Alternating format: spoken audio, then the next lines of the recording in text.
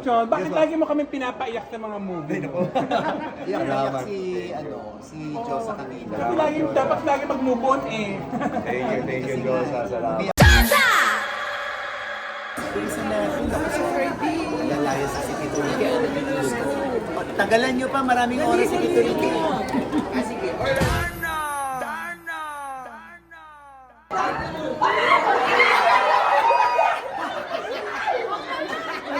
Abangan niyo po yung 2 valid ID, Bisokwan. Ako maganda na po kayo ng panyo.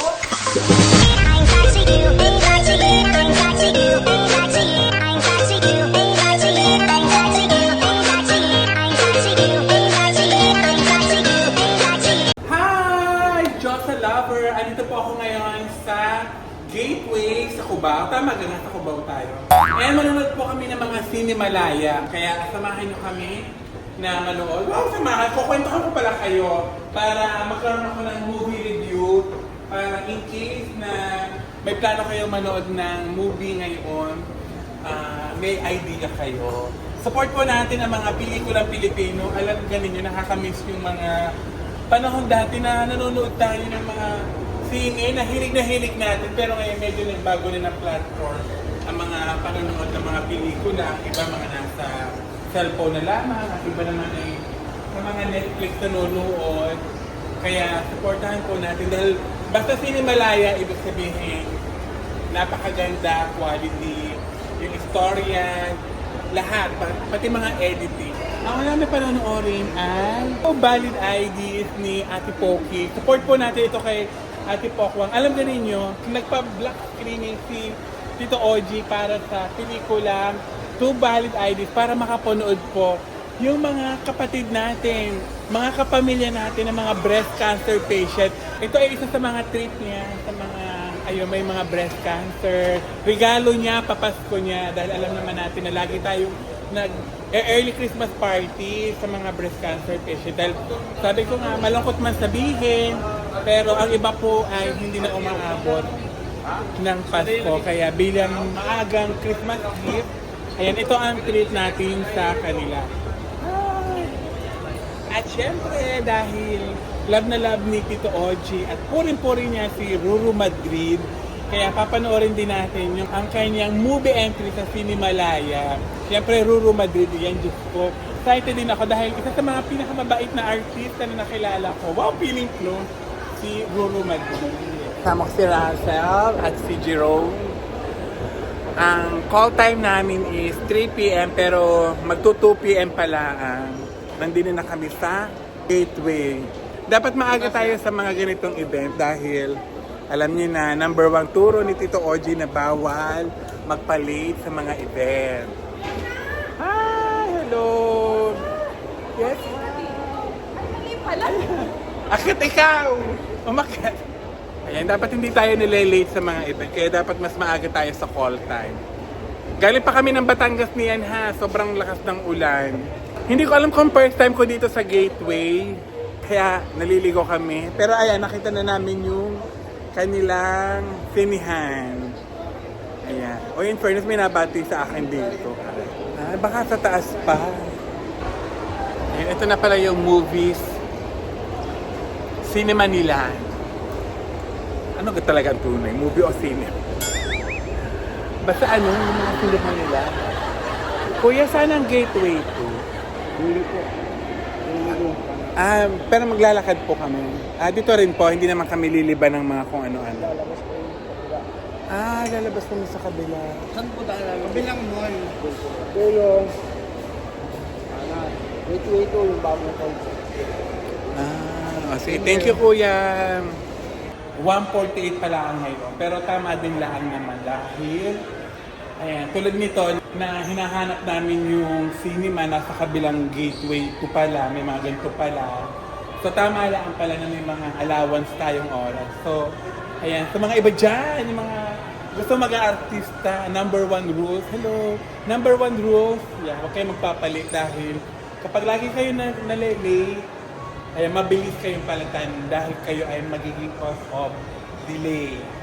So dapat, payo ko sa inyo, lagi kayong mas maaga sa call time para in case na magkaroon ng aberya, Kaya may mga oras pa kayo para ma-settle nyo yung mga bagay-bagay. Yan. Bagong akyat sa Maynila. Para akong isang probinsya ng bagong akyat sa Maynila. So, na-culture shock ako. Na-culture shock. Isa sa mga na-culture shock ako nang pagpunta ko dito sa Maynila. Alam mo, parang ito yung gusto kong maging topic sa yung sa August 20. Yung na-culture shock ako sa Maynila. Dahil sa Maynila, hindi masarap ang tinola. Dahil wala silang tanglad. Tapos ang lomi nila, masabaw. Sobrang masabaw. Hindi ko tulad din sa Batangas, malapot. Yung lagi nila sinasabing parang laway daw ng baka. Yan yung mga nako-culture shock ako. Diyos ko, nadaanan namin dito parang gold na restaurant. For sure, mahal dito. Dapat inilalayo ko kayo sa mga garni dahil wala tayong pangkain sa garni. Tayo ay mga pang-Jollibee lang. Wala ka mga World Kitchen. Gusto ko, ano pala akong mukhang mamahalin na parang isasarala, mukhang gold. Kakatakot kumain din eh, parang piling ko presyo na ng buhay ko yung pagkain. Dahil patay ko kayo, girl, pakainin dito. Hanta na tayo ng mga mura-mura habang tayo ay naghihintay. Hi! Ayan, manonood sila ng Mobile ID. Hello! Say hi naman sa aking vlog. Bakit maaga kayo? Maaga din kayo. Ako umuulan, baka bahain ka. Yung pa na sana itatanong ko kung hindi maulan dito sa Maynila. Bugso-bugso. Pero kanina pabugso. Pero sa amin maulan. Sobrang ulan. Galing pong Batangas. Oh, pasya sa hindi ako. Amoy Batangas. Excited na kayo sa ating Amoy panonood. Very Hindi kaya kayo maiyak? Uy, yung kalamyas ng nanay mo, baka pinaha. Alam niya ang kalamyas ng inay. Ayan, thank you. Uy, mantika. Oh. Kaya ito yung mga sisters natin sa Kasusa Foundation. Maganda ka ngayon. Ay, oo, nag-makeup kasi ako. May Maraming ano may nagpapaganda na ako. Baka isipin nila yung labak. Wow! Ate Maita. Ay, hello po. Gano'n. Si Ate Arma. Manonood din kayo. Oo. Stir it together. I put a special margarine share and turn it over to cook. Pag luto na po pinit, lagay niyo.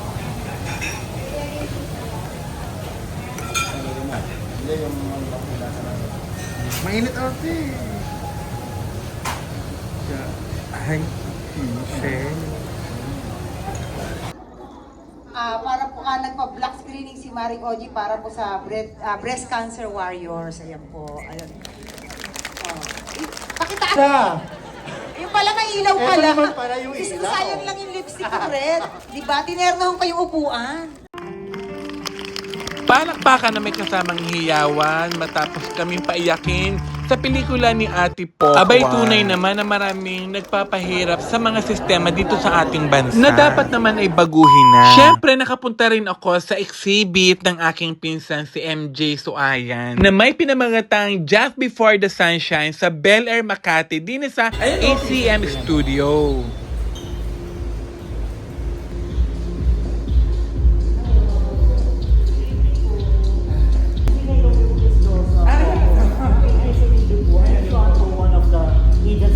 Nakakatuwa naman at kilala niya ako. Sikat na talaga ako. Dapat talaga nag-iinarte na ako.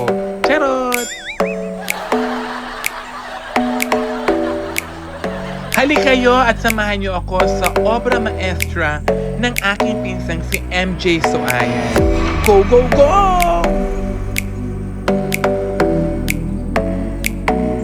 Nakaka-proud talaga. Talaga naman very artistic ang mga Suayan. Paano niya nagkagawa mga bagay na ito?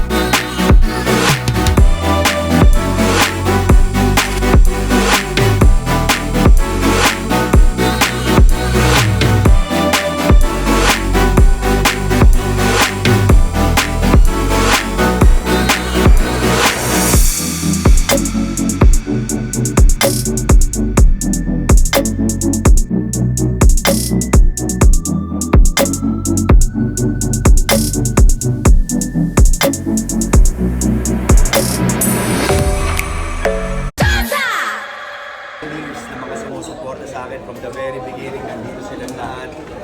Pamilya ko, nandito. Kaibigan ko, nandito. Of course, si Bianca, kasama ko rin na manonood ng Hand of God for the first time. At yung mga ibang mga kasamahan ko rin sa industriya, na kasama ko sa ibang mga pelikula, nandito rin. So, nakakatuwa kasi to be honest, sa August 11 pa dapat yung gala night namin, yung parang pinaka-premiere night. But hindi na ako makapaghintay na mapanood to. So, yeah, sana po kasuportahan po natin ang Hand of God at lahat ng mga pelikulang Pilipino na kalahok ngayon sa Cinemalaya. Memorable moments ang ginagawa niyo. Marami. Well, siguro number one is nagpunta kami ng Basilan kasi not everyone naman diba nakakapunta sa Basilan. Siguro isa yun sa pinaka hindi ko makakalimutan. Siyempre, yung mga kasama ko rin, yung ilan sa mga tinitingnan namin mga artista, nandito rin sila. So, yun, I'm just very excited na makita ko itong pelikula. Nandito naman tayo sa Cinemalaya, sa Shangri-La, EDSA Mall. Akala ko sila nakita ko. Hello! At syempre dito natin iwa-watch ang entry ni Ruru Madrid para sa kanyang Cinemalaya.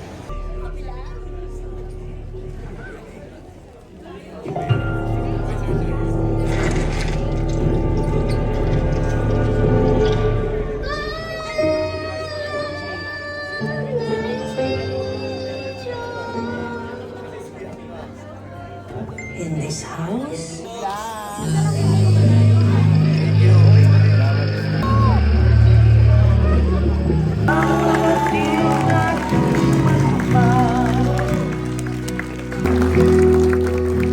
Sobrang ganda ng movie na ito. Nakuha nila ang kiliti ko at talaga namang napaiyak ako sa kwento. Ito yung mga pelikula na ang sakit sa puso na parang ilang araw ka mag-move on dahil sa sakit ng kwento. Kaya better watch the movie. Pati rin po yung kay Ate Poki. Talaga naman pag napanood mo yon, magagalit ka sa mga lumang sistema dito sa ating bansa. Suportahan po natin ang mga pelikulang Pilipino. Sana magka-movie din ako. Masama mga boys na nalagay na sa Jollibee. Ako, alam na mga nililibig kong book. Yung talagang iniwan nyo sa akin eh. Kinakamusta yung mga lalaki sa doon ililibig sa Jollibee.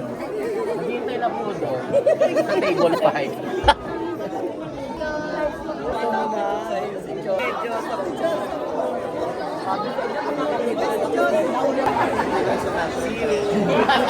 Sir Ricky! Picture ba yan? Video?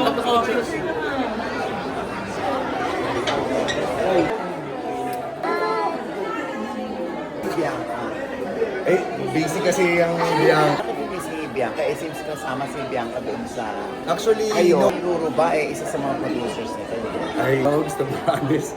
Parang nung napanood ko pa na yung pelikula, okay na ako doon. Masaya na ako doon. First time bang lumahok sa Cinemalaya? Yes po, yes po. That's for all. Thank you for watching. Yan ang nakakita.